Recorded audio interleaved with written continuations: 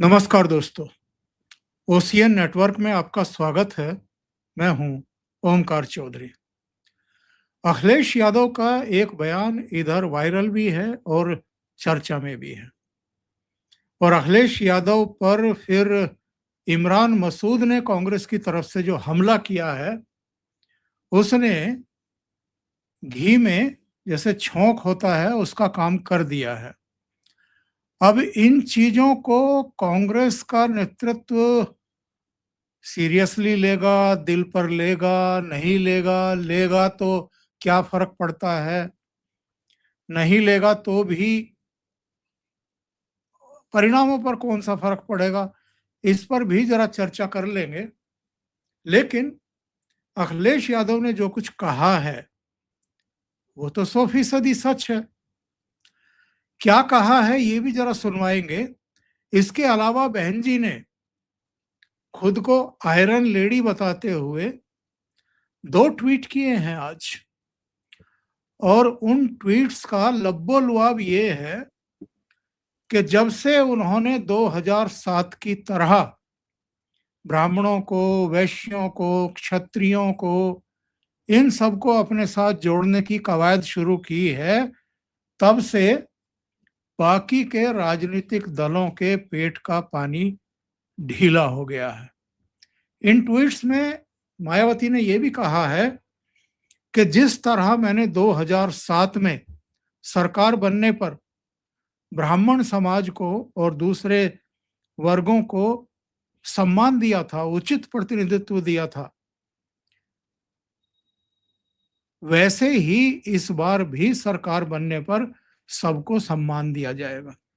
मजेदार बात यह है कि मैंने इनके दोनों ट्वीट 2-2 बार पढ़ लिए।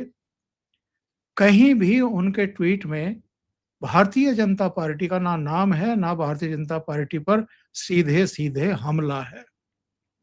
उनके निशाने पर या तो समाजवादी पार्टी है या कांग्रेस पार्टी है।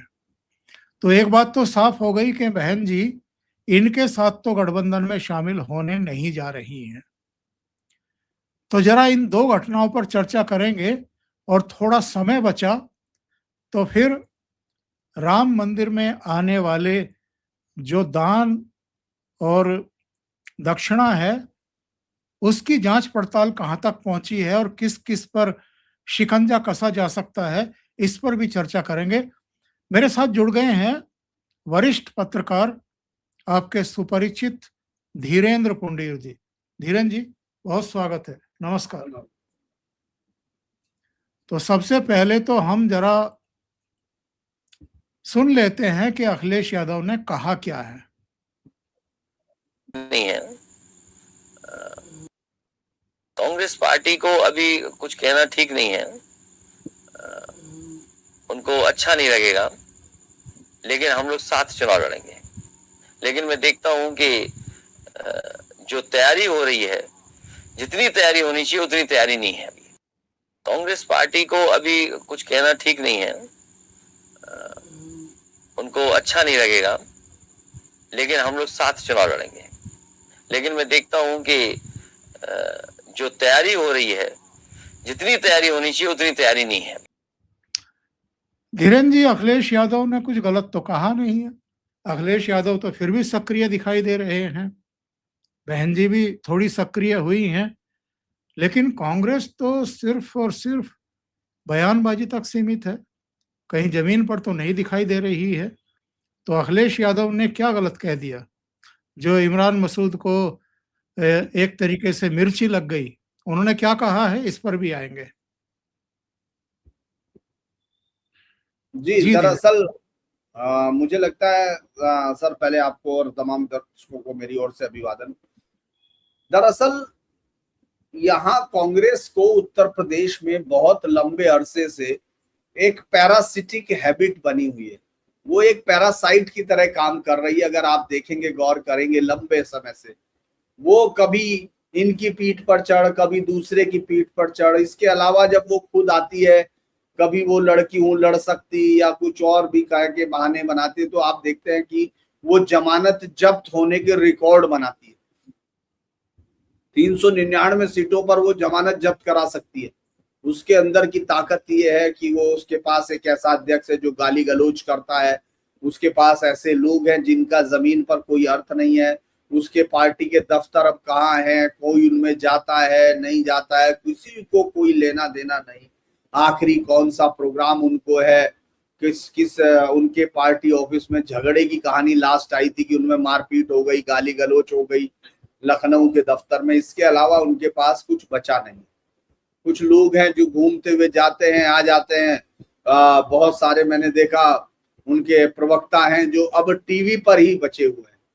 कभी कभी आपको दिखता होगा सुरेंद्र राजपूत वो दिखाई देते हैं, कभी कभी अखिलेश सिंह दिखाई देते हैं। ये लोग जो है जमीन पे कहीं नहीं दिखाई देते, इनको आपने आज तक किसी को रैली में नहीं देखा होगा। ये लोग चुनाव हार के कई बार जमानतें जब्त करा के खड़े हो चुके हैं, और पिछली बार भी जो 6 मतलब अगर आपको लोकसभा सीटों का जो एक भ्रम बनाया जाता है, अगर वो वैसे सीधी सी बात है उसमें इनके पास कुछ नहीं था। अगर समाजवादी पार्टी लड़ लेती उसको कितनी सीटें आती ये तो अलग बात हो सकती है, इस पे अब हम डिबेट कर सकते हैं, लेकिन कांग्रेस को 1 से ज्यादा सीट मिलती इस पे कोई डिबेट नहीं। मतलब उनके पास ना कोई कार्यकर्ता बचे हुए हैं, ना उनके पास लोग हैं, ना उनके पास कोई कार्यक्रम है, ना मूवमेंट है। उनके लोग संदीप सिंह जैसे लोग हैं जो रात दिन मेरा नेता प्रधानमंत्री, मेरा प्रधानमंत्री आजकल। और उत्तर प्रदेश के विधानसभा चुनाव में तो और भी इंटरेस्टिंग बात इसलिए है सर, क्योंकि उनको प्रधानमंत्री पद के लिए लड़ाई लड़नी है। ये अखिलेश यादव दरअसल प्रधानमंत्री बनने में नाकाम हो रहे हैं, शायद इसलिए ये ऐसा कह रहे हैं। ये उनका कोई भी आदमी कह सकता है। अगर उसने इमरान मसूद ने यही कहा होगा तो अच्छी बात है, नहीं कहा होगा तो पवन खेड़ा कल कह देगा ये कि हमारे देश के प्रधानमंत्री राहुल गांधी जी को उत्तर प्रदेश के चुनाव में उलझाना चाहते हैं अखिलेश ज्यादा बेहतर तरीके से चुनाव की तैयारी में है। अगर मैं बहुत उसके साथ हूँ, अखिलेश आप देख रहे होंगे पिछले कुछ दिनों से बहुत सक्रिय भी है, राम मंदिर मूवमेंट पर भी है। उन्होंने अब पहले से ज्यादा ट्वीट करने शुरू कर दिए हैं, तो वो जो जिस तरह से ट्वीट की पॉलिटिक्स करते हैं उसमें भी वो काफी अच्छे से कर रहे हैं। उनके लोग सड़कों पे हैं। देखिए आप भले ही कुछ भी कहिए, लेकिन वो प्रेस कॉन्फ्रेंस आपको लगा होगा पिछले 1-2 हफ्ते में वो अलग अलग टीवी चैनल्स पर मौजूद है, प्रेस कॉन्फ्रेंस में मौजूद है। उनके लोग सीतापुर में अगर कोई पार्टी का पोस्टर तो सड़क पर दिख रहे हैं अलग। और राम मंदिर मुद्दे पर भी देखिए आप, ये लोग भले ही हम लोग कह सकते हैं कि वो खुद कभी राम मंदिर गए नहीं है, लेकिन आज वो ऐसी कोशिश कर रहे हैं जैसे राम मंदिर, लेकिन वो मुद्दा तो उन्हीं के कहने पे बाहर आया, उन्हीं के आदमी ने कहा। तो वो फिर भी ग्राउंड पर मैं ये कहूंगा, और मैं मानता हूं कि 2027 का जो विधानसभा चुनाव होना है वो 2 ही चेहरों पे होना है, या तो योगी आदित्यनाथ है या फिर उनके सामने विपक्ष के तौर पर अखिलेश है, बाकी तो सब दिखता नहीं। तो इसीलिए कांग्रेस को जो उन्होंने कहा है अखिलेश यादव ने, मुझे लगता है कि उन्होंने 2 तरह से मैसेज भिजवाने की कोशिश की है कि एक तो ज्यादा उछलो मत, जो ये तुम्हारा प्रधानमंत्री जो बनने वाला है ये यूपी में तो 0 ही सीट लेके चला जाएगा, बाकी कहीं से बनेगा वहां से बना लेना। दूसरा इमरान मसूद जैसे नेता जो किस्मत से बन गए हैं, जिनका लिखा हुआ था तो ये संगठन हो गया, वरना तो वो मोदी की कुट्टी काटने के अलावा उनका कोई पॉलिटिकल जो मोदी के जो उनकी भाषण थे कि साहब हम ये कर देंगे बोटी बोटी और ये तमाम चीजें, यही उनका नेम ऑफ फेम है। और इसीलिए उनको कांग्रेस पार्टी हमेशा साथ रखती है, क्योंकि वो उसको उम्मीद रहती है कि जो मुस्लिम बीजेपी विरोध में है तो इससे ज्यादा बुरा कौन बोल सकता है, तो लिहाजा इसी को रखो। तो मुझे लगता है कि इसके अलावा कुछ नहीं है। और अखिलेश ज्यादा सही से उन्होंने इशारा कर दिया कि अगर आपके ज्यादा लोग होंगे, और ये कहा भी है कि हम साथ मिलके लड़ेंगे, ये कहने की जरूरत नहीं होती। अगर उनको ये मैसेज नहीं देना होता तो उनको कहने की जरूरत नहीं थी, क्योंकि सब ये मान के चल लेंगे केवल मुस्लिम मतदाताओं को, मुस्लिम मतदाताओं तक अपना मैसेज पहुंचाने के लिए कि भाई हम ये कपड़े फाड़ रहे हैं। हाँ, अपनी तरफ से हम गठबंधन नहीं तोड़ रहे, हम तो कह रहे हैं कि हम साथ मिलेंगे, मिलकर चुनाव लड़ेंगे। ये बताइए, अखिलेश यादव इसलिए भी कांग्रेस से उखड़े हुए हैं, उखड़े उखड़े दिखाई दे रहे हैं, क्योंकि 2017 में कांग्रेस को इन्होंने शायद 70 सीटें दी थी और 70 में वो केवल 7 सीटें जीती थी।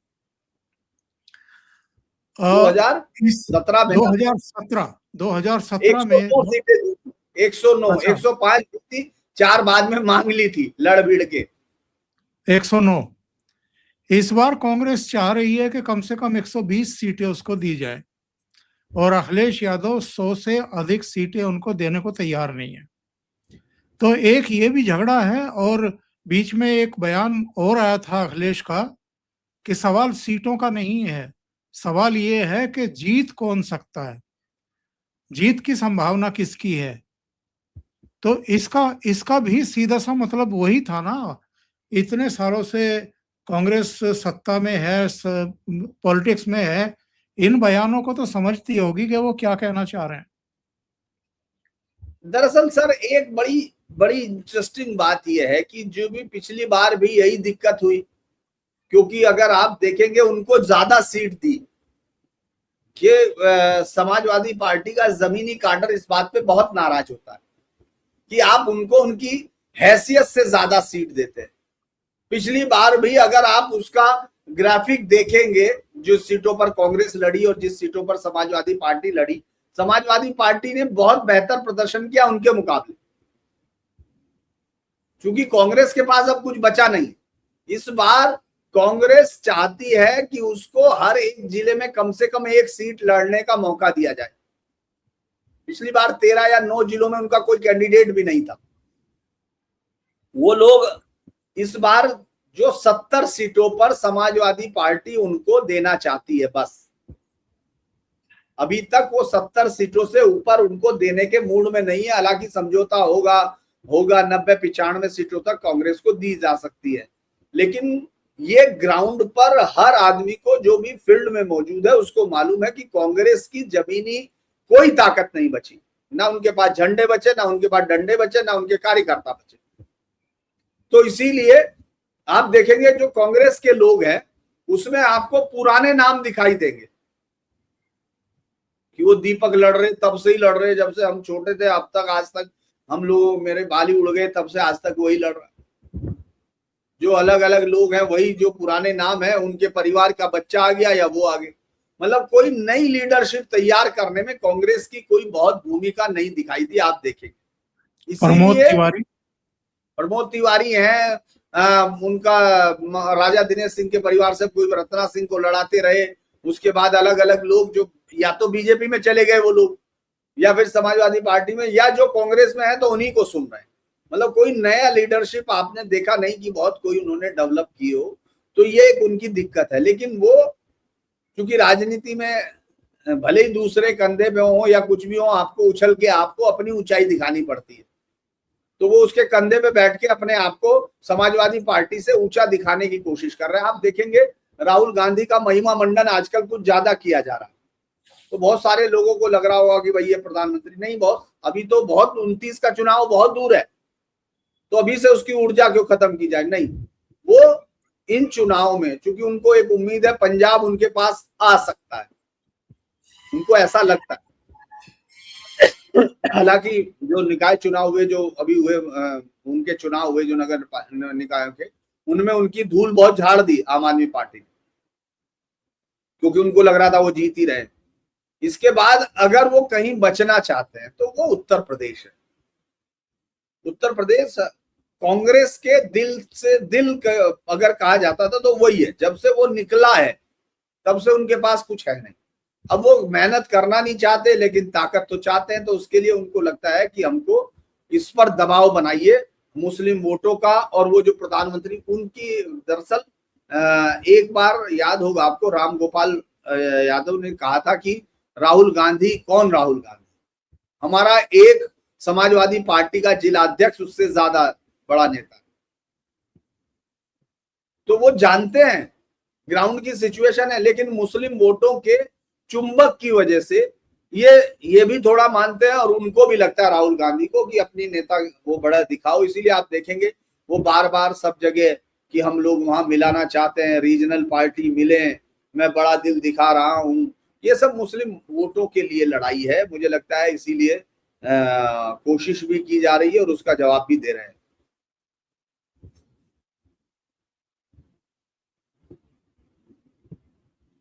आपकी आवाज सर। धीरेन्द्र जी, कांग्रेस जानती है कि अलग अलग राज्यों में जो क्षेत्रीय दल जन्मे हैं उनमें से अधिकांश उसी के गर्भ से निकले हैं, अलग हुए हैं और कांग्रेस की ही कीमत पर आगे बढ़े हैं। उनमें सरकारें भी बनी हैं, उन्हीं के पूर्व नेता मुख्यमंत्री बने हैं अलग दलों से, अलग दल बना करके।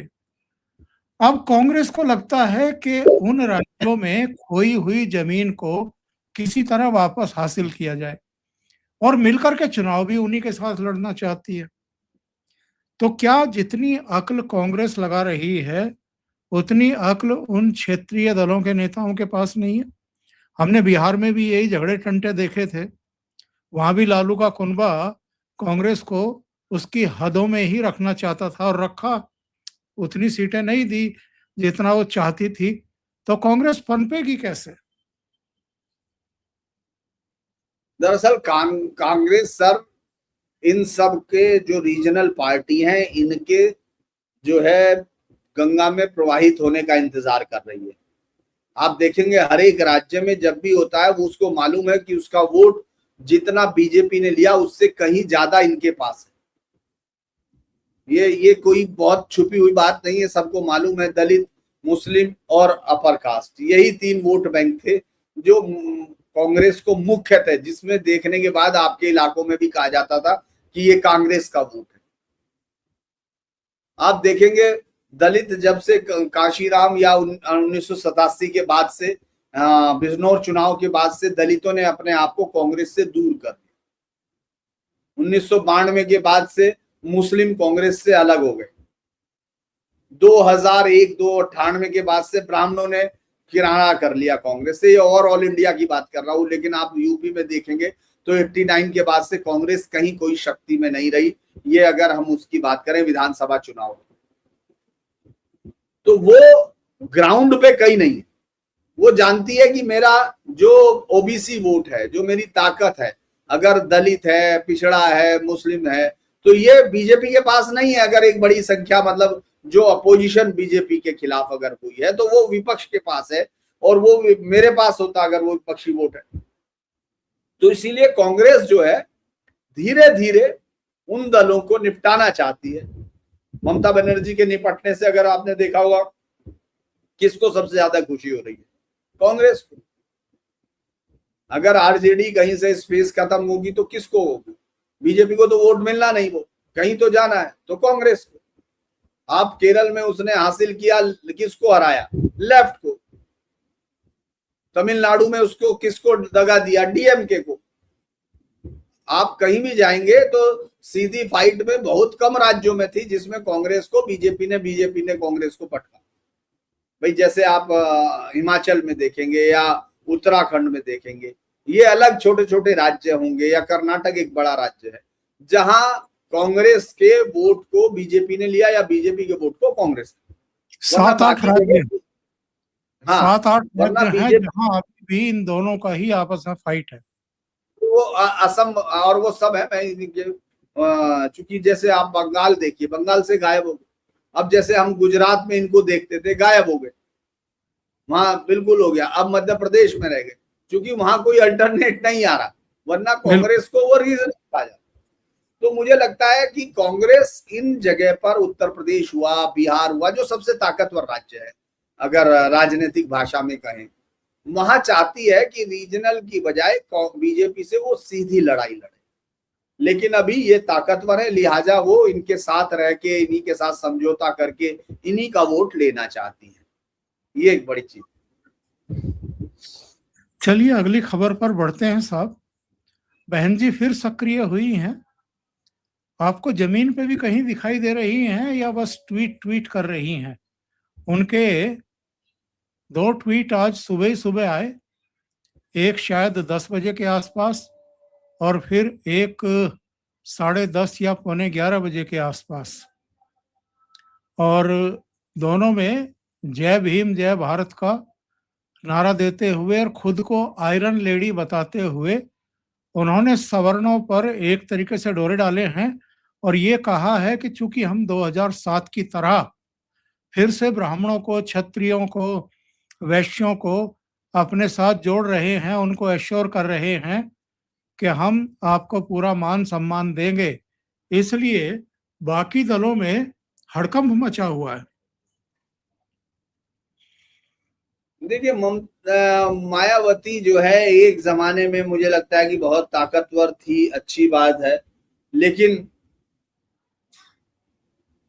अब वो वापस वहां पहुंचेंगी ये बड़ा मतलब लाख टके का सवाल हो सकता है। मेरे विचार में इस बार वो मायावती अपनी इस राज्य में अगर वो अपना वोट बैंक जो उनका लोकसभा में था, जो मतलब उसको बढ़ा के वापस ले आए जो विधानसभा में था पिछली बार का, तो एक बड़ी कामयाबी होगी, क्योंकि उनका अपना वोट बैंक जा रहा है। दलित वोट बैंक एक मुश्त जो कभी उनका हुआ करता था ताकतवर, वो अब कई फैक्शन में दिखता है। बीजेपी में काफी हिस्सा गया है, जो बीजेपी में नहीं जाना चाहते, जो मूलतः उनके विरोध में थे, वो कहीं सपा में गए हैं, वरना सपा में कभी ये माना नहीं जाता था कि दलित वोट जा सकता है। खासतौर से गेस्ट हाउस कांड के बाद ये असंभव था, लेकिन कुछ हिस्सों में दिखा। दूसरा, आपने देखा होगा कि ये चंद्रशेखर रावण, उसने भी नगीना जैसी सीट जीत ली, तो इसीलिए उनके पास अब अपने वोट बैंक को बचाए रखने का मुझे लगता है कि सबसे बड़ा संकट है। वो जो ये गणित देख रही हैं, जो गुणा गणित है, वो मुझे लगता है कि अभी ज्यादा दूर की कौड़ी है, क्योंकि आज उन्होंने ब्राह्मणों के लिए कहा और सम्मान के लिए कहा, तो ग्राउंड पे तो खैर ऐसे तो हमेशा से उनका याद होगा आपको, उनका काडर हमेशा वो कहा करते थे कि भाई हमारा वोटर अखबार नहीं पढ़ता है इसीलिए। और ये चमत्कार भी हुआ था 2007 में, जब किसी को उम्मीद नहीं थी इस तरह से आएंगी, जब उन्होंने पूरा पूर्ण बहुमत की सरकार बनाई। बहुत लंबे अरसे बाद यूपी में ये कोई पूर्ण बहुमत की सरकार बनी थी, तो मुझे लगता है कि अब वो उनकी वापसी बड़ी संदेहास्पद है, वो तो अलग बात है, लेकिन हाँ, वो अपने वोट बैंक को बचा लेंगी तो मुझे लगता है बहुत बड़ी कामयाबी इस बार उनके लिए होगी, क्योंकि अगर वो 10% से ऊपर, 12% से ऊपर वोट लाती हैं तो वो प्रदेश की राजनीति में एक जगह भी बनाती हैं, और दूसरा जो चुनावी परिणाम है उस पर भी असर डालेंगी। जी धीरेन्द्र जी, आप तो उत्तर प्रदेश के चुनाव को बहुत करीब से देखते रहे हैं। जो स्थितियां परिस्थितियां हैं, Bharatiya Janata party no doubt राष्ट्रीय पार्टी है, और 2013-14 में उसने वापसी की थी नरेंद्र मोदी की एक आंधी में, और उसके बाद 2017 में क्या हुआ उत्तर प्रदेश में ये सबने देखा है। 300 से ज्यादा सीटें जीतने में कामयाब हो गई। वो भी गठबंधन बना करके चुनाव लड़ती है। इस तथ्य को, इस सत्य को अखिलेश यादव भी जानते हैं, मानते हैं, अब तो कांग्रेस भी जान गई है।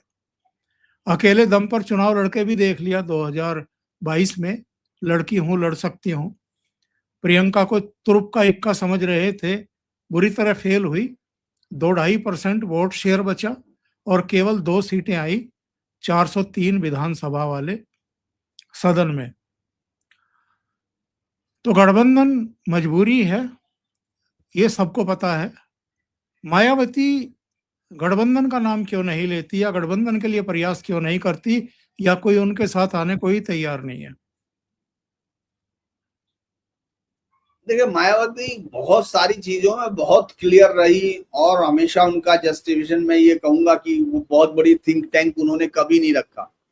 वो हमेशा से अपने आप, अपने जो कुछ विश्वसनीय साथी, उन्हीं के साथ पूरा गुणा गणित लगाती रही और उसमें कामयाब भी होती रही। ये नहीं कि भाई नहीं हुई, उनकी सफलता एक बहुत लंबे अरसे तक, अगर हम लोग 1993-94 के उससे लें, जब मायावती और मुलायम और काशीराम के बीच समझौता होता है, तो उसके बाद से लगभग 2017 तक तो वो एक ताकत रही, वो फैसलों पर असर डालती रही, वो सब चीजें हुई।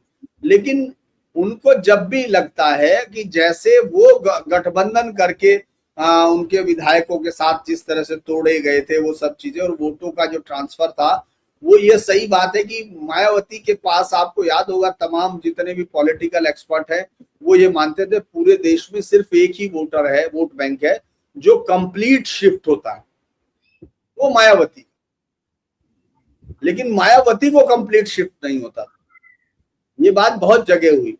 तो उसके बाद से उन्होंने ये फैसला ही कर लिया और अब उनको वो चाहती हैं कि भाई देखिए, उनका बहुत दिनों तक वोटर अगर किसी के साथ संबंध हुआ जिन सीटों पर, वो अगर उनके लोग नहीं हुए, ये बड़ा इंटरेस्टिंग सा एग्जाम्पल हो सकता है। नरसिम्हा राव ने जब बसपा के साथ मिलकर चुनाव लड़ा था, 425 में से शायद 300 सीटें बसपा ने लड़ी थी और 125 सीटें कांग्रेस से लड़ी। यस, 124। हाँ, मतलब 124-25 वही, 124 कांग्रेस ने लड़ी थी और बाकी की बहुजन समाज पार्टी ने, काशीराम थे उस समय। तो ये एक मजाक भी उड़ा था कांग्रेस का कि ये पीवी नरसिम्हा राव ने क्या कर दिया।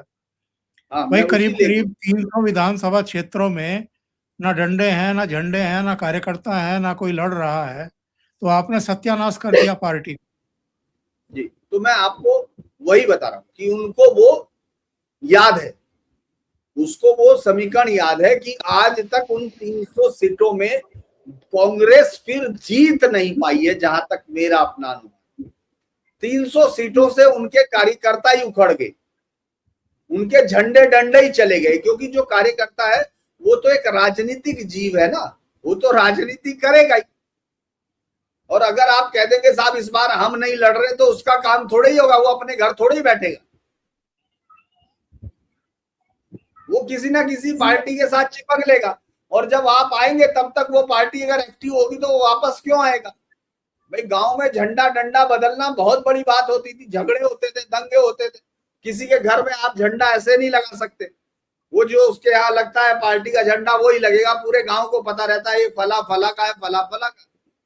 तो ऐसे में मायावती ये कभी नहीं चाहेंगी कि जो उनके बचे हुए कार्यकर्ता वो किसी गठबंधन में जो सीटें छोड़ेंगी, जो जाएंगी, वहां से तो कार्यकर्ता गायब हो जाएंगे, और जहां वो सहयोग में देंगी वहां वो बाद में चले जाएंगे, क्योंकि ममता वो उनकी ताकत खत्म हो रही है।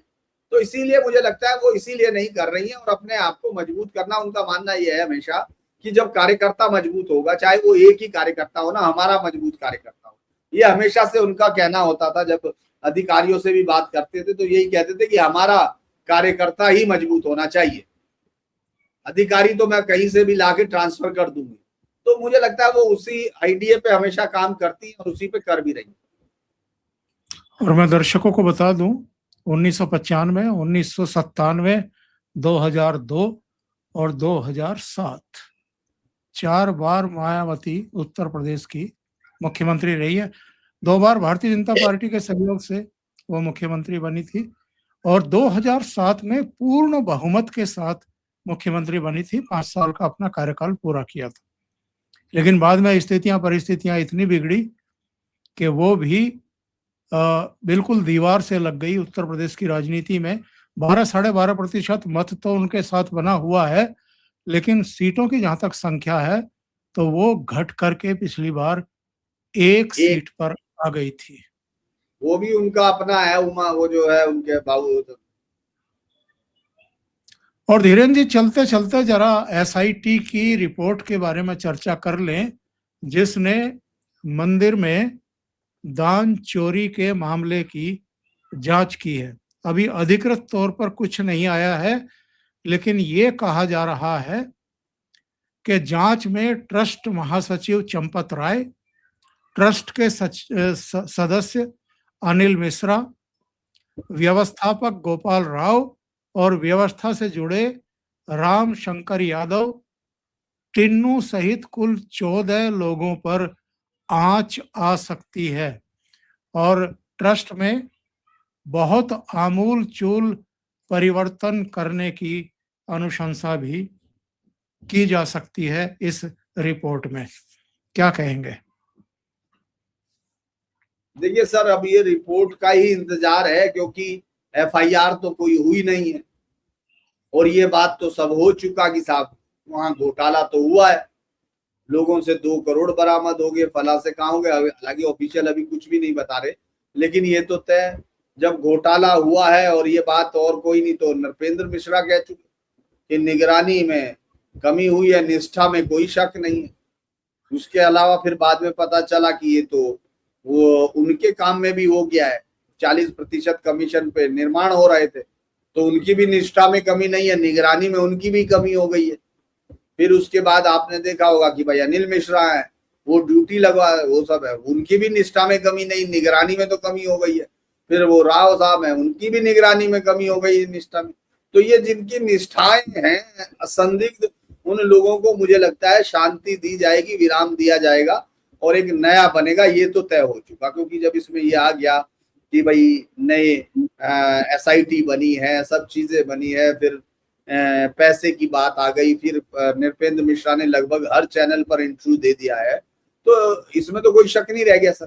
तो बस अभी देखना है कि उसमें क्या होता है, FIR ये करेंगे नहीं करेंगे, उसमें किन लोगों के नामजद होंगे, टिन्नू यादव तक ही जाके बात रुक जाएगी या ऊपर जाएगी, ये सब देखने का इंतजार है।